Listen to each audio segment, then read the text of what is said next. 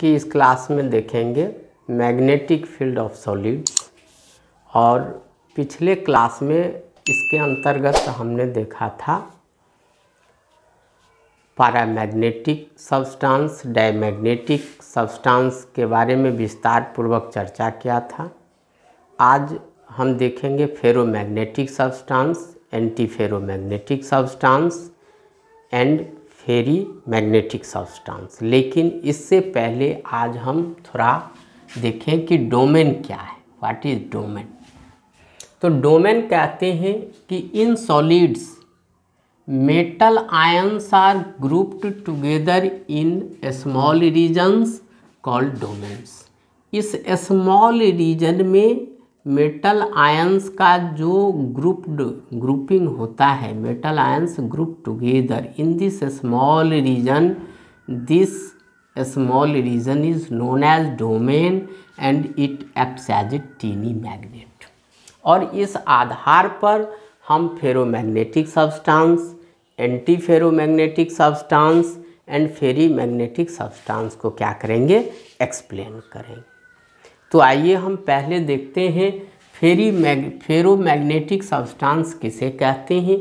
Substances which have domains aligned in the same direction और parallel directions are called ferromagnetic substances and this property is called ferromagnetism.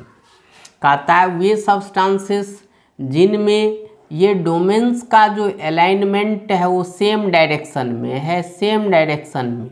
देखिए यहाँ पर diagram को, तो इससे clear है कि जितने भी डोमेन्स हैं they are parallel in directions और they are in the same direction, therefore these substances are called ferromagnetic substances and this property is called ferromagnetism.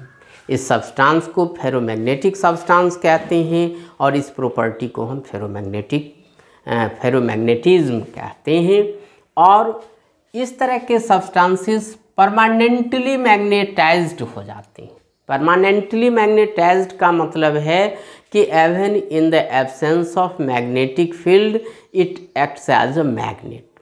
जब हम मैग्नेटिक फील्ड को रिमूव कर लेते हैं फिर भी वह मैग्नेट की तरह एक्ट करता है, तो हम कहते हैं कि दे आर परमानेंटली मैग्नेटाइज्ड। वो परमानेंटली मैग्नेटाइज्ड हो गया and they are strongly attracted by the magnetic field. And इस तरह के सब्सटेंसेस को हम फेरोमैग्नेटिक सब्सटेंसेस कहते हैं। And they are examples iron, cobalt, nickel, gadolinium and CrO2 are best examples of the ferromagnetic substances. Okay, now हम देखें anti ferromagnetic substance किसे कहते हैं। Substances having domains aligned in parallel and anti parallel directions. यहाँ देखिए diagram में कि एक पैरेलल है, दूसरा एंटी पैरेलल है, फिर एक पैरेलल है, फिर दूसरा एंटी पैरेलल है and they have net magnetic moment 0।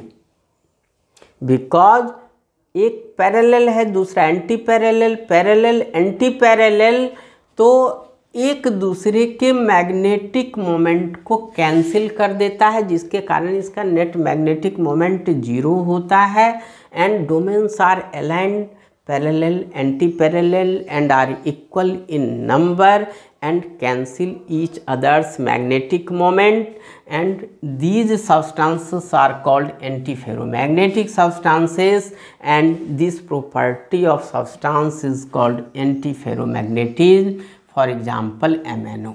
MnO is the best example of the antiferromagnetic substance. Now हम देखें फेरी मैग्नेटिक सब्सटेंस किसे कहते हैं। तो फेरी मैग्नेटिक सब्सटेंस कहते हैं substances which have domains aligned parallel, anti-parallel and unequal in number। कहता है parallel, parallel, anti parallel, parallel, anti parallel.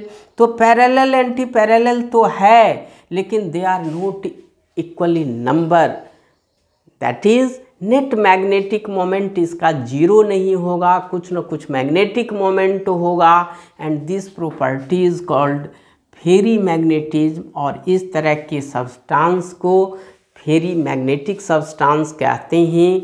और इस तरह के गुण को हम फेरी मैग्नेटिज्म कहते हैं।